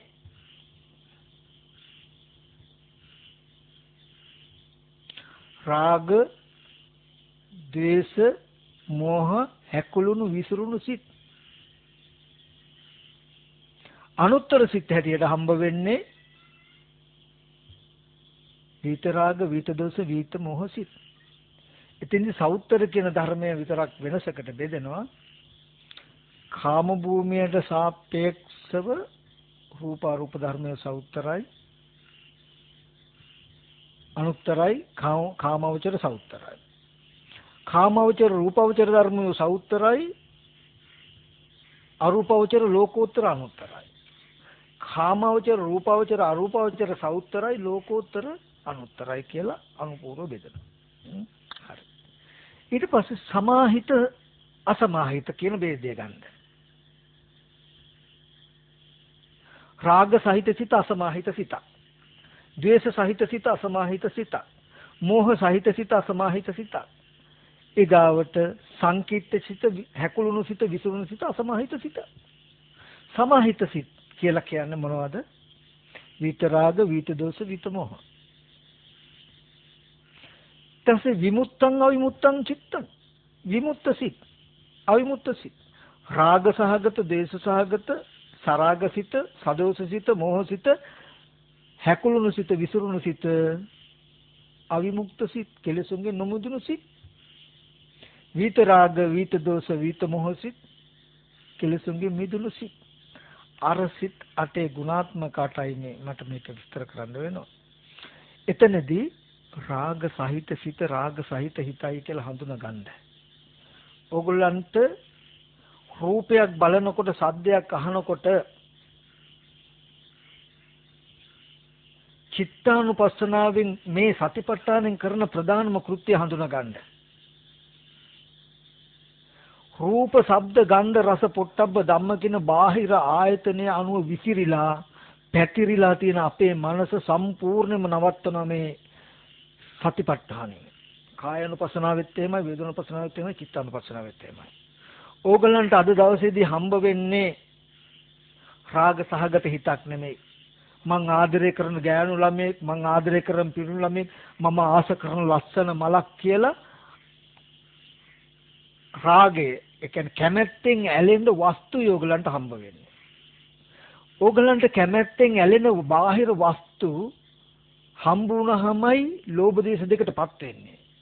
විනය ලෝකයේ අභිචාර මොනස මේ ත්‍රිතානුව බලන්න කියන්නේ ලෝභ දේශ දෙක හික්මෙන්ද. කැමැති මලක්, කැමැති ළමයෙක් හම්බ වුණාම හැලෙනවා. ලෝභය එනවා.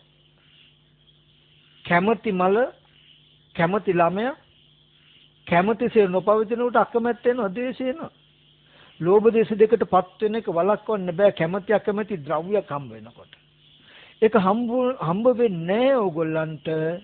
ලෝභ දේශ දෙකටපත් වෙන ඕගොල්ලෝ චිත්තානුපස්සනාව වඩනවා. ඒ කියන්නේ හරි ලස්සනයි කියලා කැමැත්තක් ඇති වෙනකොටම දැන් මගේ සිත සරාගයි නේද කියලා හඳුනාගත්තා නම් අර රූපේ ලස්සනයි නෙමෙයි, අර ගෑනු ළමයා ලස්සනයි නෙමෙයි, අර පිරිමි ළමයා ලස්සනයි නෙමෙයි. ඒ රූපේ නිසා ලස්සන ගෑනු ළමයා, ලස්සන පිරිමි ළමයා කියන අදහසක් සිටි ඇති වෙලා නේද? සරාගම් වචිත බාහිරේ ඉඳලා ආධ්‍යාත්මිකට ආපු ආධ්‍යාත්මික පැත්තේ කැමැති ගතිය ඇති වෙලා කියන එක හඳුනාගත්ත ගමන්ම ඇලෙන්න ගැටෙන්න වස්තුවක් නිර්මාණය වෙන්නේ. අද දවසේදී ඔබට හම්බ වෙන්නේ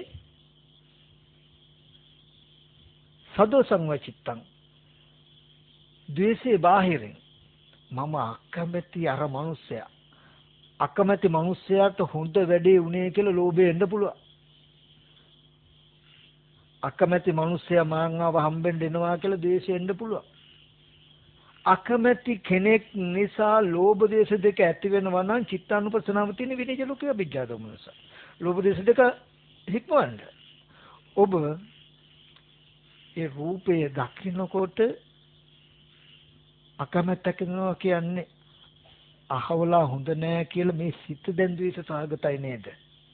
සිතේ මේ ද්වේෂයේදී නේද කියලා ඔබ සිතානුව දකින්නකම තිබුණා නම් ඔබ කිසි වෙලාවක අකමැති ද්‍රව්‍යයක් නිර්මාණය වෙන්නේ නැහැ ඔබට.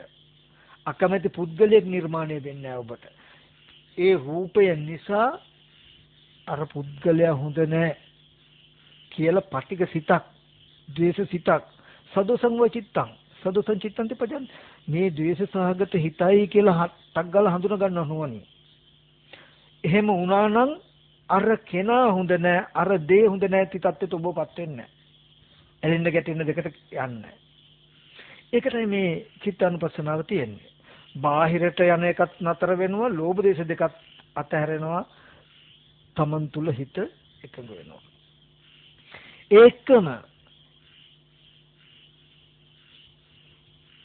ඒ රාගසිතත් ඒ ද්වේෂසිතත් ඔබ හඳුනනවා. මොකද්ද?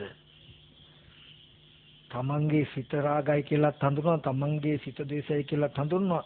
ඒ වගේම උපේක්ෂාවේ මෝහය තියෙනවා, තමන්ගේ සිත මෝහයි කියලා හඳුනනවා.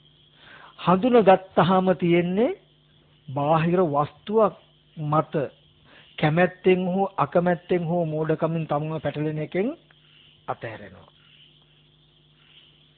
ලෝභ දේශ දෙකටපත් වෙන එක නතර වෙනවා. බාහිර ආයතනයට හිත විසිරෙන එක නතර වෙනවා. තමන් තුල හිත පවතිනවා. ඒ විතරක් නෙමෙයි. ඒ හිතය හඳුන ගන්නවා. මේ මට්ටම අමහග්ගත සිතක ලක්ෂණයක්. මහත් වූ ශ්‍රේෂ්ඨත්වයට නොගිය සිතක් නේද මේ?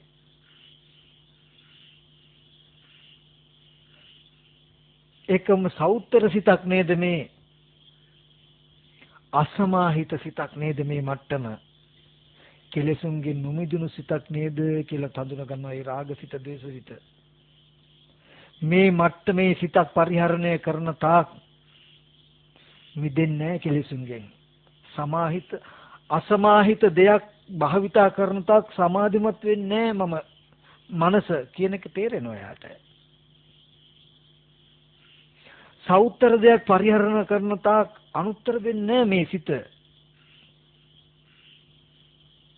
අමහග්ගත දෙයක් පරිහරණය කරන තාක් මහග්ගත වෙන්නේ. ශ්‍රේෂ්ඨත්වයකට යන්නේ හොඳට තේරෙනවා.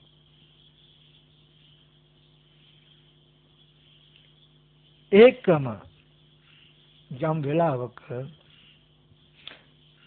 දකින කාල වෙලා ගිහින් මම කිටි කරන්නම්. මෙන්න මේ විදිහයි මේ චිත්තානුපස්සනාවේදී අර්ථය නිර්මාණය විය යුත්තේ. මේක කෙනෙකුට කායගත සතියටත් වඩා ශීඝ්‍රයෙන් වේගෙන් හොඳට කරන්න පුළුවන්. නැවක් ගිලෙනකොට ගිලෙන වෙලාවේදී පීනන්න පුරුදු වෙන්න බෑ. ඉතල පුරුදු වෙලා ඉන්න වෙනවා. ඒ වගේ ඔබට මනාපයක් අමනාපයක් ඇති වෙන වෙලාවේදී චිත්තානුපස්සනාව බලනවා කියන එකකටපත් වෙන්න බෑ. ඔබ කලින් හිතානුව බලන්න දවස පුරාවට මුසාවලත්තල හුරු වෙලා තිබුණොත් අදාළ කාරණාවෙදී ඔබට බැරි නෑ. ජීවිතේට මහා දුකක් එන තැනදී දුකටපත් වෙන්නේ නැතුව මේ සිත ද්වේෂයි නේද? හිතට අමනාපයක් ඇති වෙලා නේද කියන එක සිහි කරගන්න බැරි නෑ. මුළු ලෝකයක්ම තණ්හාවෙන් බරිත වෙලා මිරිකෙන අරමුණක් එද්දි චුට්ටක බාහිර අරමුණ නැමෙන්නේ නැතු මගේ සිත සරාගයි නේද කියලා සිහි කිරීම පමණකින්ම Taman තුලම සිත නතර වෙන මට්ටමට ඔබට ඇදුවේ ඇති. හැබැයි ඔබ gedara doreදී ටික අභ්‍යාස කරන්න හුරු වුණොත් බාහිර අරමුණු ටික නිසා රූප ශබ්ද ගන්ධ රස පොට්ටබ්බ නිසා තමන්ගේ සිතේ නිබඳු ගතිය දෙනව නේද කියන එක ටික හුරු කළොත් ඒ වෙනුවට මල හොඳයි ළමයා හොඳයි gedara හොඳයි කියලා හොඳ නරක දෙක බාහිරට බාර දෙන්නේ නැතුව බාහිර වස්තු හොඳ හා නරක කියන ආකාරයේ දැනුමක් තමන් තුළ ඉපදිලා සිත් ඉපදිලා කියන එක ටික අභ්‍යාස කරන්න හුරු වුණොත් තමයි ඔබට ජීවිතේ පිහිටක් රැකවරණයක් ලැබෙන්න අවශ්‍යම තැනදිත් මේ ධර්මයේ පිහිට එන්නේ. ඔබ හිතා ගන්නව නම් අද පීනලා පුරුදු වෙන්න කම්මැලි වතුරටත් බයයි. බෝට්ටුව පෙරළුණු තිතේ එදාට බැරිය පීනන්න පුරුදු වෙන පීනන්න කියලා හිතුවොත් එදාට හම්බ වෙන්නේ නැහැ ගිලෙන්න තමයි වෙන්නේ. කල්ලාතෝ පුරුදු වෙන්න වෙනවා වගේ. ඔබ හිතානුව බලන්න ටික හරි පුරුදු වෙලා තිබුණොත් ජීවිතේ අන්තිම මොහොතේ මේකේ තියෙන වටිනාකම වෙන මොකුත් නෙමෙයි. මේ බොහෝ දෙයකට වඩා හරිම වටිනා ශ්‍රේෂ්ඨ දෙයක්. මරණාසන්න මොහොතේ අන්තිම චුතිසිත ඔබට බලා ගන්න පුළුවන් නම් ඔබ ජීවිත සමසි රහතන් වහන්සේ කෙනෙක් වෙන්න පුළුවන්. ජීවිතය අවසන් වීමයි පිරුණම් පෑමයි දෙක එකට උනත් වෙන්න පුළුවන්. මේ සතිපට්ඨාන කියන්නේ එච්චරට ශ්‍රේෂ්ඨ තරණ. ඒ නිසා ගොඩාක් විස්තර කරන්න කාලේ වැඩි නැත්නම් මට තියෙන එක එළියනකම් උනත් කියලා දෙන්න ගොඩක් කරුණු. නමුත් මේ අනුසාරයෙන් දකින්න ඒ සිතානුව බලන් ඉස්සෙල්ලා හැම කෙනෙක්ම කයනුව වේදනාවනුව බලන් වගේ පරිමුඛං සතින් උපට්ඨපෙත්වා නාසිකග්ගේ හෝ මුඛ නිමිත්ත හොඳට සිහිය පිහිටුවා ගන්න. තොල් දෙක ළඟ හෝ නාසය ගාව හොඳට සිහිය පිහිටුවා ගත්තාම හිතනුව බලන්න පහසුයි. සිහිය පිහිටුවා ගත්තේ නැති කෙනාට නුවණින් හිතනුව බලනවා කියන එක කීයටවත් වෙන්නේ නැහැ. මොකද ඔබ සිහිය පිහිටුවා ගත්තේ නැති වුනහම ඔබ පතිත වෙලා ඉවරයි බාහිර ආරම්මණය මත. ආය බලන්න ඉඩක් නැහැ. සති නිමිත්තේ පරිමුඛං සතින් උපට්ඨපෙත්වා නාසිකග්ගේ හෝ මුඛ නිමිත්තේ සිහිය පිහිටුවා ගත්ත පමණකින්ම රූප ශබ්ද ගන්ධ රස පොට්ටබ්බ ධම්ම කියන බාහිර ආයතනයේට පතිත වෙච්ච ඔබේ මනස නතර කරනවා. පතිත නොවුණු නොඇලුණු මනසින් ඉන්න ඔබට රූපාදී අරමුණු නිසා උපදින සිත හඳුනා ගන්නවා කියන එක අපහසු නෑ. එතකොට නුවණින් බාහිර ආයතන ටිකට යන්න දෙන්නෙම නෑ. සිහිය පිහිටුවා ගන්නකොට සිහිය චිත්ත ඒකග්ගතාවය ඇති කරනවා. ඒක ඔබේ සමාධිය. ලෝභ දේශ දෙක හික්මෙන විදිහට නුවණින් සිතානුව බලන එක ඔබේ ප්‍රඥාව, ඒක විදර්ශනාව. සීලේ දෘෂ්ටිය ඍජු කරගෙන සීලයක පිහිටලා සතිපට්ඨානෙ වඩනවා කියන සමත විදර්ශනා වඩනකොට නීවරණ ධර්ම දුරු වෙනවා. ඔබ මේ පටිච්චසමුප්පාද මේ මම පුද්ගලයා ඇති උනේ කොහොමද කියන එක බලන්ද හිත නමන්න විතරයි ඕනේ. ඒක තේරෙන්නේ නැත්නම් මලේ උපමාව හොඳට දක්ෂ වෙන්න කීපිටක් හිතලා ඒ විදිහටම බහලන්න මලේ සුවඳට පුද්ගලයා උපමා කරගන්න සුවඳ ඉපදිලා පැවතුණු රේණු නැටි ටික වගේ විපාක ස්කන්ධ ටික බලන්න ඒ ටිකට හේතුව අනිත් ගහේ මලේ ඇටේ වගේ පෙර ජීවිතේ කර්ම ටික දකින්න මේ විදිහට උපායශීලීව වේදනානුපස්සනාවනුව බලමින් පටිච්චසමුප්පාද ධර්මයේ නුවණින් මෙනෙහි කර කර චිත්තානුපස්සනාව වඩ මේ විදිහට කරනකොට විවේක නිස්සිත විරාග නිස්සිත නිරෝධ නිස්සිත වස්සග්ග පරිණාම කොට චිත්තානුපස්සනාව වඩනවා වෙනවා. ඒ ඔබ නොබෝ දිනකින් ධිට්ඨි සම්පන්න කෙනෙක් නොවුනොත් තමයි පුදුම වෙනවාමයි. මොකද මේ පර්යාය ඒබඳු පර්යායක් නිසා. ඉතින් ඒබඳු ආකාරයට නුවණින් ධර්මයේ සම්මර්ෂණය කළා තමන්ගේ ජීවිතයට අනාථ ජීවිතයේ සනාත ධර්මයක් දීගන්න උත්සාහවත් වෙන්න ඒක ඔබට මේ ජීවිතේම කළගත හැකි කරගන්න ලැබෙන්න ඒ සඳහා මේ දේශනාව හේසුපනිශ්‍රිය වේවා කියලා අවසන් කරනවා. හොඳයි එහෙනම් මේ ශ්‍රද්ධා සම්පන්න කාරුණික පින්වතුන් හැම දිනෙකම ගෙවල් දොරවල් වල නොයෙක් කටයුතු කාරණා තිබුණත් ඒ හැම දෙයක්ම පැත්තකින් තබලා බොහෝම වමනාවෙන් මේ සේනාසනයට ඇවිල්ලා තමන්ගේ මෙලොව ජීවිතයට සාංශාරිකත් බොහෝ කාලයක් යහපත පිණිස පවතින වටිනා කුසල ධර්ම රාශියක් සිද්ධ කරගත්තා. කල්පනා කරගන්න මේ සීල ආකාරයෙන් පහල කරගත සීල කුසලයන් ලෝකයේ සම්බුද්ධ ශාසනයත් මේ පින්තුන්වත් ඒ වගේ මේ අරණ්‍ය ශේෂ්ඨට අධිග්‍රහිත ශාසන මම ක්‍රිෂ්ඨකාරක සීල දෙවියෝ මේ පින් අනුමෝදන් වෙත්වා. දෙවියන්ගේ දිවයිසුර වඩා වර්ධනය කරගෙන මේ දිව්‍යත් පතන බෝධියකින් උතුම් නිවනින් සැනසෙත්වා කියන අදහසෙන් අපි හැමදෙනාම දෙවියන්ට පින් අනුමෝදන් කරමු. ආකාසත්තා ච බුම්මත්තා දේවා නාග මහිත්‍තිකා පුඤ්ඤන්තං අනුමෝද චිරන් රක්කන්තු බුද්ධ ශාසනං.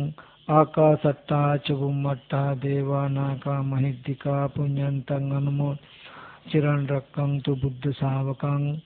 ආකාසත්තා ච බුම්මත්තා දේවා නාග මහිත්‍තිකා පුඤ්ඤන්තං අනුමෝදිත්වා භෝදයන්තු සම්පතං. ඒ වගේම සීපත් කරගන්න ඔබ අප සිල් දනාගේම නමින් සිකාලයක් කළා වූ මේ ඥාතීන් අපි හැම දිනාටම පූජා භාවය ලබා දුන්නා වූ අපවත්ී වදාළ සංඝ පීතෘන් වහන්සේලාත් සිහිපත් කරන ගමන් ගිහි ඥාතිත්වයෙන් කලුරිය කළා වූ සියලු දෙනාම සිහිපත් කරනවා. ඒ වගේම ඔබ සියලු දෙනාට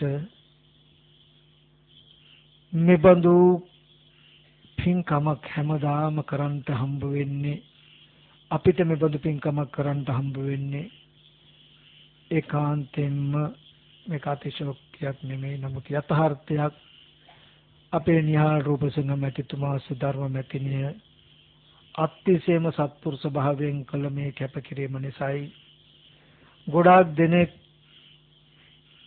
මිල මුදල් ධනය ඉඩකඩම් එකතු කළා, කෙලෙස් වශයෙන් ඒව දිහා බලලා ලෝභ දේශ මොහ සිත් උපද්දවාගෙන සතුටු වෙලා දුගතියකට යන ලෝකයක් තුල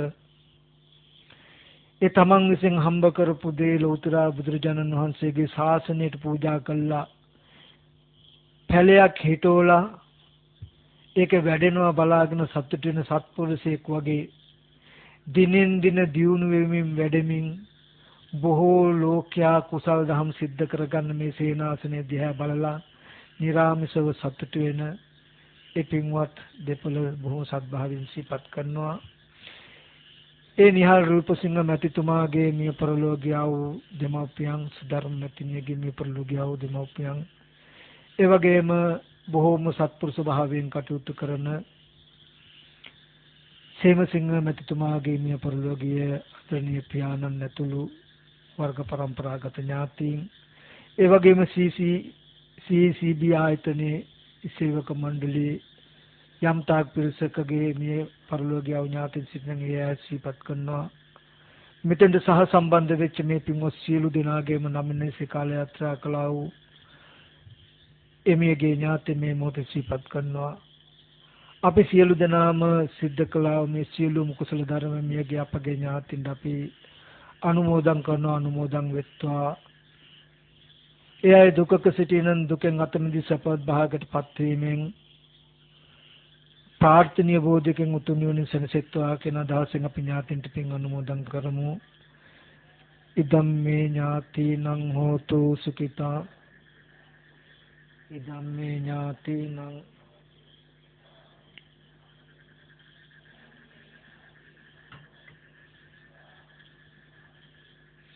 ඒ වගේම ඔබ අප සියලු දෙනාට මෙබඳු කුසල ධර්මයන් සිද්ධ කර ගන්නට ඉඩ අවස්ථාව ලැබෙන්නේ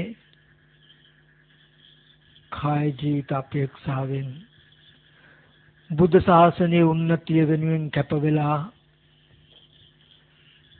කටයුතු කරන ගෞරවනීය මහා සංඝරත්නය නිසායි.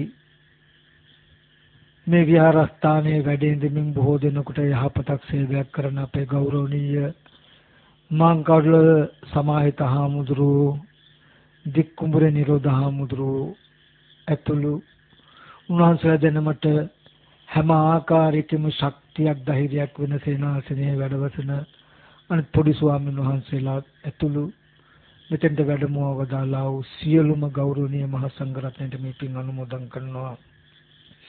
අනුමෝදන් වෙත්වා. පින්වත් ස්වාමීන් වහන්සේලා නිදුක් නිරෝගී සුවපත් භාවයේ චිරජීවනීය වෙත්වා. පින්වත් ස්වාමීන් වහන්සේලා කරන තියෙන ශාසන මාමක කටයුතු දියුණු කරගන්න ශක්තිය ධෛර්යය ලැබේවා. පින්වත් ස්වාමීන් වහන්සේලා ප්‍රාර්ථනීය බෝධිකින් උතුම් වෙන සැනසෙත්වා කියලා පින් අනුමෝදන් කරන්න.